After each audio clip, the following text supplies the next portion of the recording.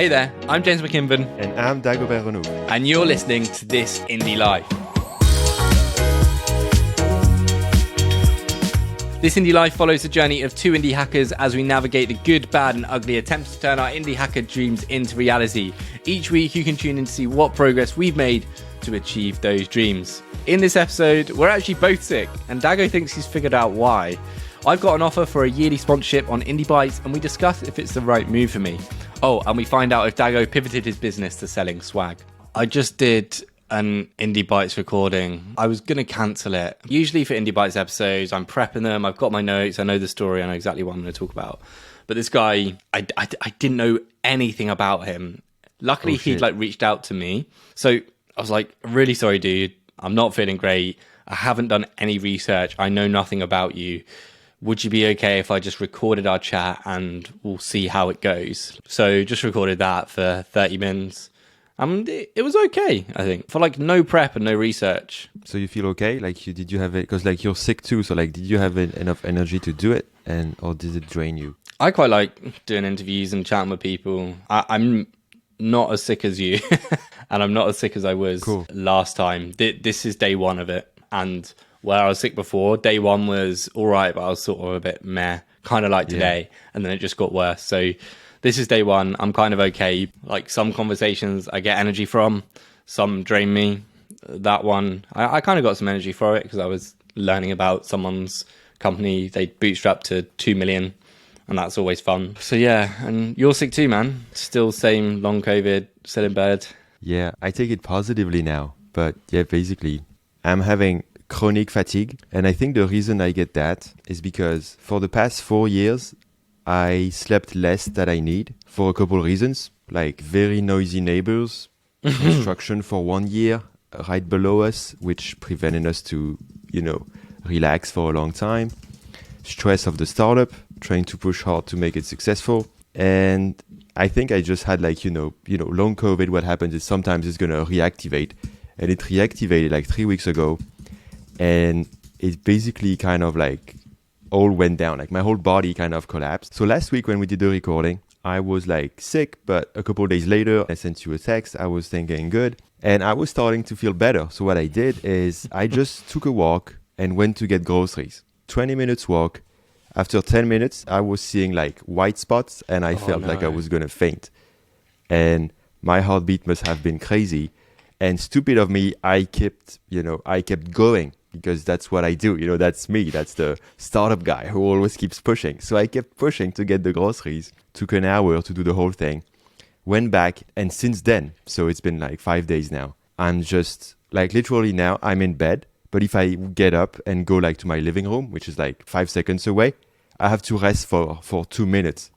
So I think I'm basically paying debt for all the years that I kept using my energy savings that I had, and I have zero savings left. I feel like an iPhone, you haven't charged your iPhone in a month and it's dead, and you plug it in and it doesn't turn on.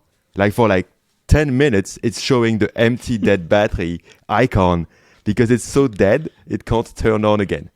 And then you have to wait. So basically right now, the goal of my week is, get some energy savings again. So I'm not doing shit. I'm relaxing. And for me, I had a strong week of work, which is for now 10 hours in 4 days. So very, very low. But I feel like this was the best I could give. And this is very scary to me. But, I see the positive as in, I'm going to learn to manage my energy better. I'm going to learn all that. So I got myself an Apple Watch to track my sleep and also track my heart rate, because I learned about with chronic fatigue, if you measure your heart rate and you don't go above a certain threshold, you can manage, the symptoms. So I'm doing that. And I got myself a sleep app called Rise, which is pretty cool to analyze your sleep depth and all that shit. So basically my startup, the product I'm doing right now is my body. That's the product I'm working on. I'm trying to increase the energy savings of my body because I have none. Well, first of all, I'm really sorry that this is still going on for you. I like your approach to it. I can see you spending so much time trying to figure out what is happening and how to make yourself better. I was really fortunate when I was ill. It was only for a week and I was back, and that week fired me up so much because I came back a few days later just firing all cylinders. I will say that we are not doctors or physicians, so Dago's sleep debt thing may or may not be true, but I like how you're positioning it, dude. And when we first started doing the pod and you were working 60, 70-hour weeks, I was doing basically 5 weeks in one compared to now. Shit. So I even bought like video games because I need to force myself to relax. So I'm like, okay, what's a fucking hobby? Which, I don't like hobbies. Like, which is a hobby that I like? And the only one that I really like is like video games that I used to love. So I kind of forced myself to find some video games I would like to do. And so I bought like 4 of them, and I'm playing like 1 or 2 hours every evening instead of working, and like it's helping me a lot. But I feel so bad about it. I feel like now I'm just one of these guys with hobbies, but whatever. That's just me. I'm kidding. I suppose when I was at the agency, I was working silly hours, leaving at 6 in the morning and not getting back till 9 or 10. That was just like the full day, not like all working. But I'd leave, go to the gym. So you don't see the sun. You don't have any freedom. Yeah, kind of. I did that for years. I actually really enjoyed it. And then I had a job working at home, plus doing all my freelancing, and I was just working all the time. And from then I ran into like the mental health issues, and now I'm just so careful about it. And I'm worried that being sick now is because I've had probably the most intense week I've had in a couple of years. Yeah. No, wallets were intense, but I was like on it. But in terms of editing, sitting down at my computer every day doing work, it's just been really intense. And all of that with the stress of debt and all that shit that was piling up, which now is better. But yeah. So today I've literally taken the whole day off. Like the last 3 days especially. So I'm working weekdays, off on weekends. And so I took most of the weekend off, chilled, came back to work Monday when I had a recording to do in London. That was like a full-on day.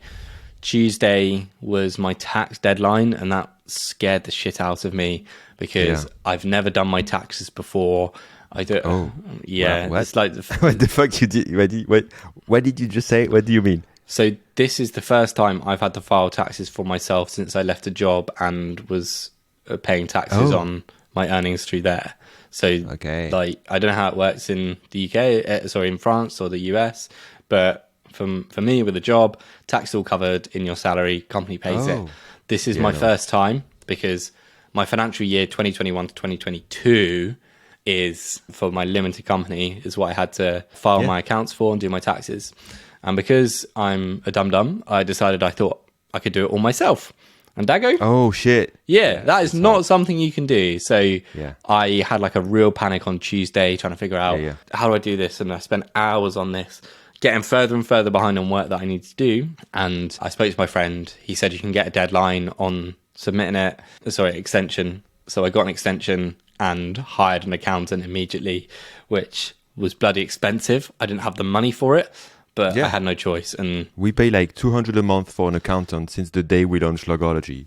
And it's factored in like everything because without it, it's just too painful. Yeah, well, I feel much happier now I have it. It was expensive. I paid a little less. I paid 1,000 for the year. And then it's like 100 quid a month.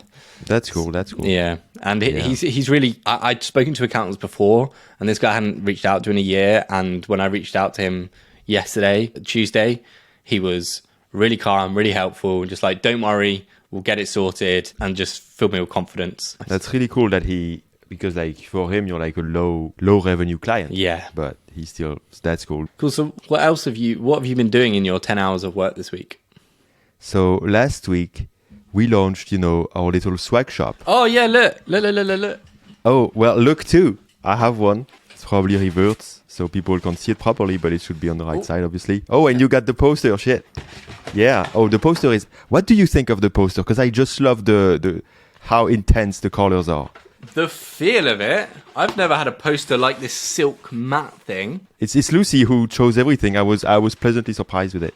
It's so cool. I've got my mug as well. I gave my mug to my dad to use today while he was having a tea. I had it here on my desk, ready to show you on the pod. I just imagined the worst thing. Let me know if it's crazy. I imagine your dad is like jobless, like unemployed for years, and he's getting his mug now. He's like, yeah, I'm not having one of those, and like, is it true or is it false? No, well, he's gone self-employed as well in the last year.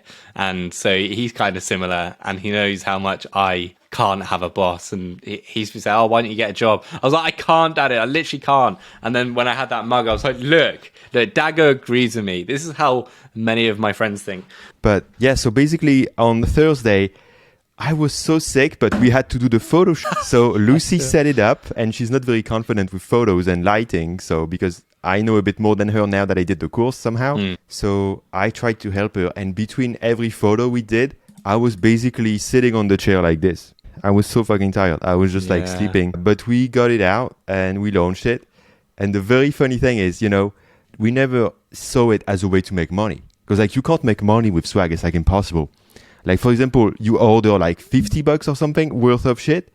And we probably made like 2. And what I'm saying is, it's not a way to make money. It's just a way to like, have fun, grow the brand, spread the ideas everywhere.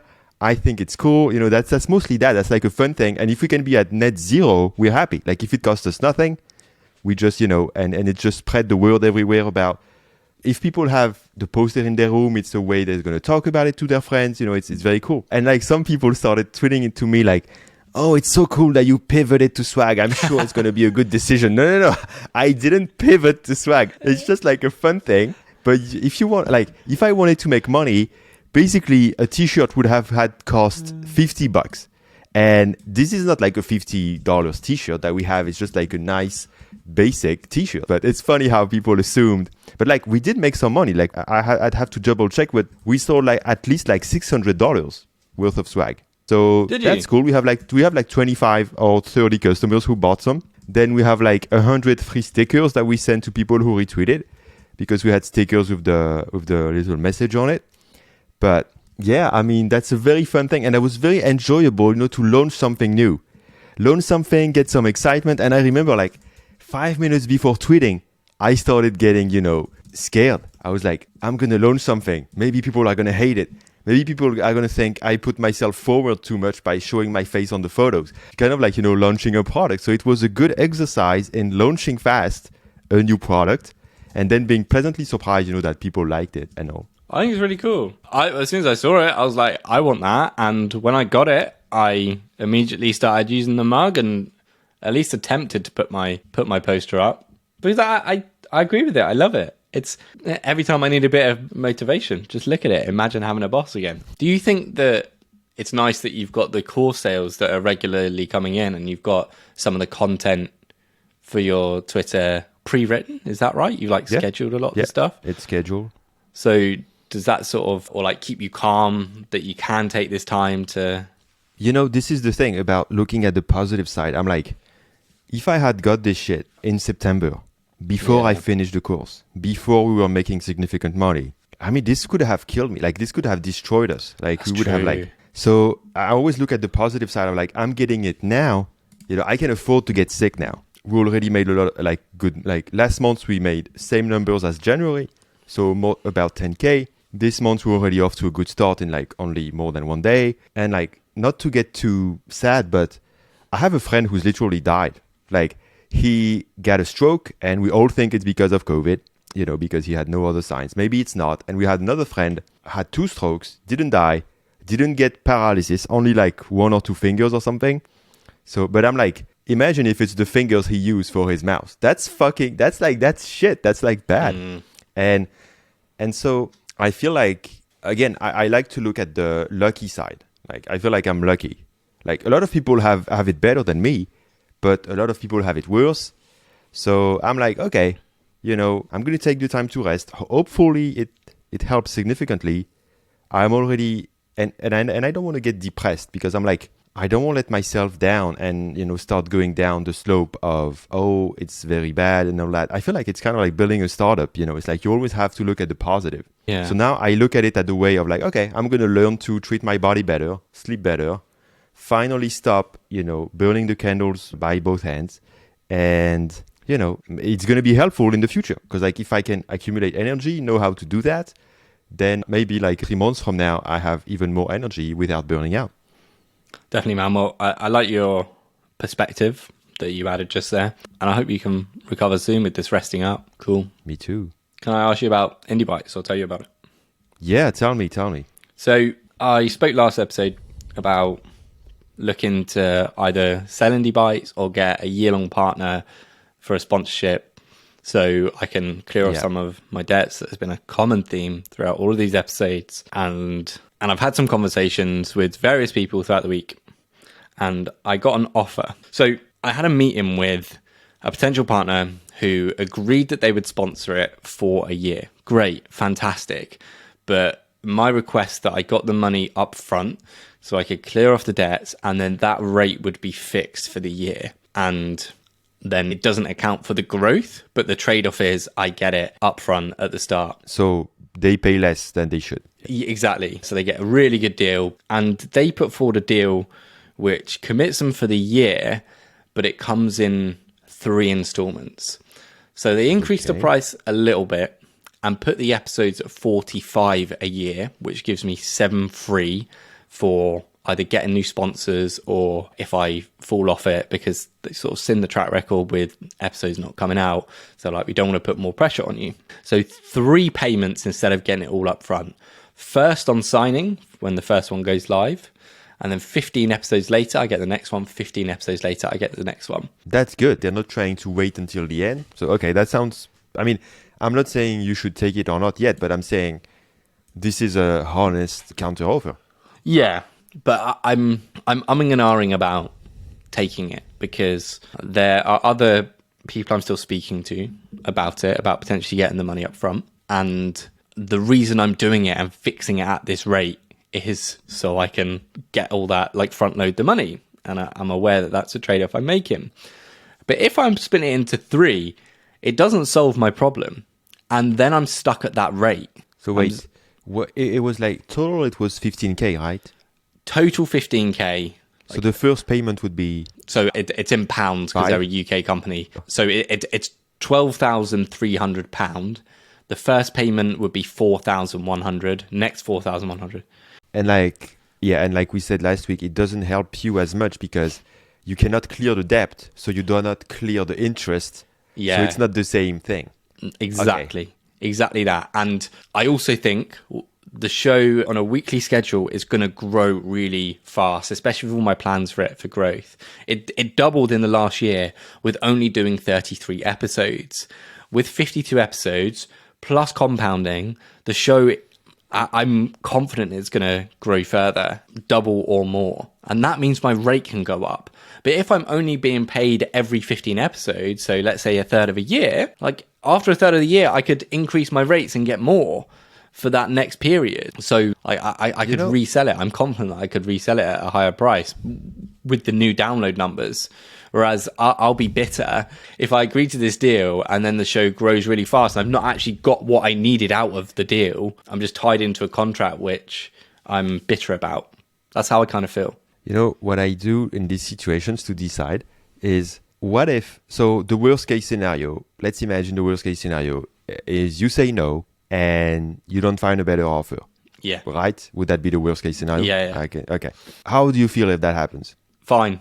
Okay, so then you shouldn't take it. Yeah. That's it. Like that's my technique. It works all the time. Yeah.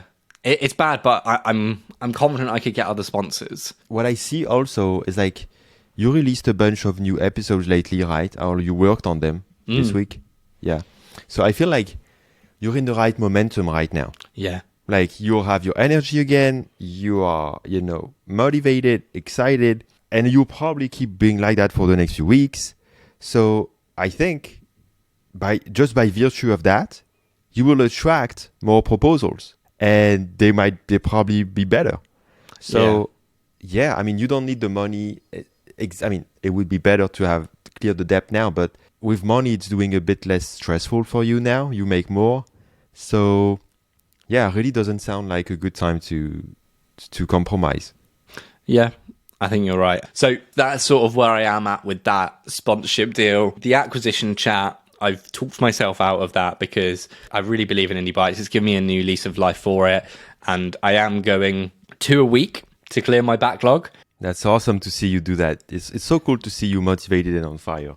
Absolutely. People have not had Indie Bites for a while, Dago, and I want to bring it back to them and just sort of get the momentum going again. And if I can keep this up of like 2 a week going, when it comes to sort of the end of March, when I hopefully have a new deal in place, I will keep doing 2 a week, but it's going to go out weekly. So I'm going to schedule. How good will that be? That's awesome to hear, man. It's so cool to see your tweets about being excited about, and I'm so happy to be like on this journey with you, like doing this pod. It's cool to see each of us, evolving. So obviously I'm sick now, but I was also, before getting sick, I was relaxing a bit more, and you getting more consistent and more like clear on what you want. So I don't know, like it's cool. Definitely a lot more clarity in the last couple of weeks to figure out where I want to be. Realize that I just need consistent income and some big payments to clear off the stuff that's really going wrong. So yeah, I'm feeling good at the moment, working my 9 to 5s, tracking my time. Interesting to see how much I'm spending on each client at the moment. It's pretty good. I'm happy with my rate for getting the work done. And then the other thing that I've been doing this week, and I teased it on the last episode, was I've joined Lemon Squeezy, JR, for doing their podcast. The podcast is called Make Lemonade. We've recorded 3 episodes, published 2 of them. I'll put a link in the show notes for it.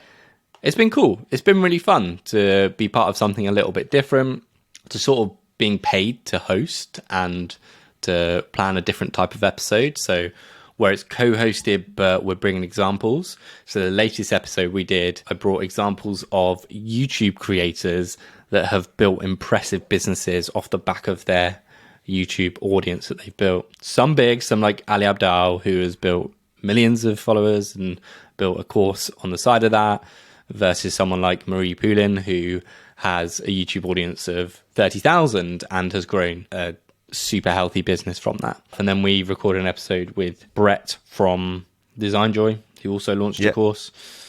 That was fun because it was like a co-hosted interview, and JR and I are still figuring out what it's like to co-host an interview. And so the Lemon Squeezy stuff is fun. Yeah, you're learning new things and it's a stable income. Getting paid, baby. Awesome. Getting paid. Just a quick thank you to my buddy Sam, who bought not 1, but 2 Indie Feast memberships today. He listens to this pod and he sends me loads of DMs after the episodes, giving me advice. And he's just been really kind. And he was like, bro, I want to support you. How can I do it? I was like, well, you can buy a wallet or join the membership. He was like, cool, I'll join the membership. So cool. Is there a limit on how many I can buy? I mean, not technically, but no one's ever wanted to buy more. So he like bought 2. He's like, I'll buy more soon. So thank you, Sam. All right, man. Thank you for that. And I will speak to you next week and hopefully you're feeling a bit better. Yeah, hopefully. At least if I'm as optimistic, it's already cool. Cool, dude. Thank you so much for listening to this episode of This Indie Life. Hope you enjoyed the chat between me and Dago. If you've got any questions or feedback, feel free to send us a message on Twitter. Our handle is @IndieLifePod.